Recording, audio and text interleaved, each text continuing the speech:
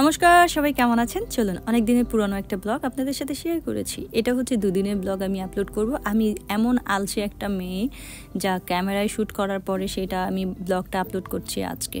তাই তো আজকে এটা একটা 2 দিনের ব্লগ। এর আগে আমি আর আমার হাজব্যান্ড বিকেলবেলাতে বাজারে গিয়েছিলাম রবিবার বিকেলে। কারণ রবিবার বিকেলে বাজার করে, কারণ পরের দিন আমার একটা প্রোগ্রাম ছিল, যেটা ছিল ওর অফিসে ভাত দিতে হবে স্যারকে, তার জন্য। আর আমি তার জন্য কি করলাম, ওর সাথে বেরিয়ে পড়লাম যে বাজার করার জন্য। আর ও বেসিক্যালি একা বাজার করতে পারে না, শুধু মাছ বাজারটাই ওর ভালো লাগে, তার জন্য ও মাছ বাজারটাই ঘোরে।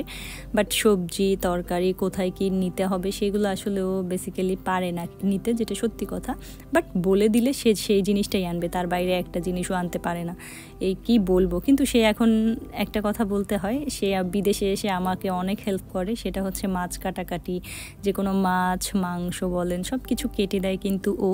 বাট আমি এখন আর কোনো কাটাকাটি করি না, যেটা দেশে থাকতেও করতাম না। দেশে থাকতে তো হয়তো বা হেল্পিং হ্যান্ড করতো, বাট এদেশে আসার পর আমার হাজব্যান্ড আমাকে অনেক শেয়ার করে। এইটা হচ্ছে আমাদের হংকংয়ের নর্থ পয়েন্ট লোকাল মার্কেট। সবজি বাজার এক পাশে, মাছ বাজার আর এক পাশে হচ্ছে সব আসবাবপত্র বা টুকটাক ক্লথের দোকান, যেটা আসলে লোকাল মার্কেটে থাকে। আর সবচেয়ে ভালো কথা হচ্ছে আমাদের যে হংকংয়ের সবচেয়ে সুন্দর, আমার এই মার্কেটটাই অনেক সুন্দর, নর্থ পয়েন্টের লোকাল মার্কেট। সিরিয়াসলি মিথ্যা বলবো না, নর্থ পয়েন্টের এই যে লোকাল মার্কেটটা হচ্ছে সব জায়গার চেয়ে, আমি জানি না অনেক জায়গায় দেখেছি, বাট এটা আমার সবচেয়ে ভালো লাগে। কারণ অনেক পরিষ্কার পরিচ্ছন্ন গুছানো থাকে, দুই পাশের জিনিসটাই অনেক সুন্দর থাকে।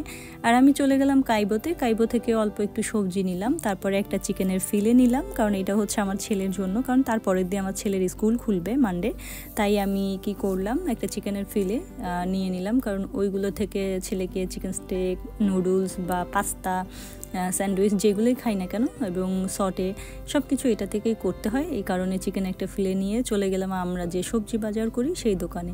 আর আমার বেসিক্যালি আমি যে সবজির দোকান থেকে বাজার করি সেই দোকান থেকেই সবসময়ের জন্য আমার বাজার করতে ভাল লাগে, কারণ ওইটা রেগুলার ওয়ারে হয়ে গেছে সেই দোকানটাতে। তারপরে এখান থেকে ঢুকে একটা নারকেল নিলাম, কারণ আমার একটা নারকেলের প্রয়োজন ছিল। কিন্তু ভিডিওটা আমি অনেকদিন পরে আপলোড করছি, নারকেলটা সত্যিই কোনো কাজে আসে নাই, নষ্ট হয়ে গেছে। 20 টাকা অনেক জলে গেছে। $20 মানে হচ্ছে প্রায় 200-300 টাকার কাছাকাছি নারকেলটাই নষ্ট হয়ে গেছে, আমরা ইউজই করতে পারিনি। তারপরের দিনের মর্নিং, যেদিন আমার প্রোগ্রাম ছিল রান্না বান্না, তাকে রেডি করাইলাম। এই যে আমিও দেখেন বিধ্বস্ত, আমি সবসময়ের জন্য এরকমই থাকি ভাই, সেজে গুজে ব্লগ করার মতো মেন্টালিটি মর্নিং থেকে থাকে না, কারণ মর্নিং অনেক দৌড়াদৌড়ির উপরে থাকে। তার মধ্যে ছেলেকে রেডি করাই, যে দেখেন সে বসে ফোন ধরবে, তাকে খাওয়াই দেবো, রেডি করাবো। এটা প্রত্যেকটা মাই মনে হয় করে, কারণ এটা হচ্ছে মায়েদের জীবন। যতই কষ্ট থাকুক, অসুস্থ থাকুক, এটা হচ্ছে মায়েদের একটা রেগুলার রুটিন হয়ে দাঁড়ায়, যে একটা বাচ্চাকে সুন্দর করে পরিপাটি করে স্কুলে পাঠানো না পর্যন্ত তাদের সব কিছু থাকে। তারপরে ওই দিন আমি তাকে বললাম, বাবা আমি টিফিন করার সময় নেই, তুমি একটু বাইরে থেকে টিফিন কিনে নিও, আর দেন হচ্ছে তোমার অক্টোপাসে রিচার্জ করে নিও। তার জন্য আমি টাকা হিসাব করে করে দিচ্ছি। আর সত্যি ও একটা সোনা বাচ্চা, ও অযথা কখনো টাকা পয়সা নষ্ট করে না, যেটা একটা লক্ষ্মী বাচ্চা, কোনো বায়না করে না। তারপরে আমার সোনা বাবা চলে যাচ্ছে আঙুলে কামড় দেওয়া। তার একটা ধারণা, মা যদি কামড় না দিয়ে দেয় তাহলে তার দিনটা ভালো যায় না, না হলে সে ব্যথা পায়। এটা ছোটোবেলা থেকে ওরা আসলে এটা বলা হয়েছে, এই কারণে হয়তো বা সে এটা আসলেই ফিল করে মন থেকে, আসলে সত্যিই সে ফিল করে। তার মধ্যে সে চলে যাচ্ছে, আমি এখানে দরজার সামনে করিডরে ওয়েট করি। সে যতক্ষণে লিফটে না ঢুকে বায় না বলে ততক্ষণ আমি ওয়েট করি।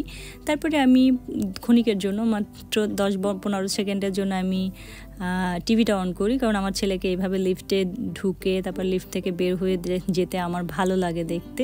এটা আসলে কি বলবো, কিছু সময় দেখা আর কি। তা সে তো একাই চলে যাবে, তারপরে গিয়ে সে আমাকে কল করবে। এটা মা যতক্ষণ, কি বলবো, মায়েদের অবস্থাই এইরকম। তারপর বলবো সবাই একবার হলো আমার ছেলেকে আশীর্বাদ করবেন, সে যেন ভালো থাকে, সুস্থ থাকে, এতটুকুই বলবো। তার মধ্যে সকালবেলা কি কি রান্না করব সেটা একটু গুছিয়ে রাখলাম। তার মধ্যে ওর বাবাও ঘুম থেকে উঠে ওয়াশরুমে গেল, আর আমি এদিকে মুসুরির ডাল, তারপরে মাংস, দেন হচ্ছে চিংড়ি মাছ, এগুলো সব কিছু, মাংস আর মাছ, চিংড়ি মাছ, এগুলো আমি সব কিছু বের করে রাখছি, কারণ ও ও আমি সেদিন মাংস না সরি মাছ করেছিলাম আর করেছিলাম চিংড়ি মাছ দিয়ে একটু লাউ তরকারি।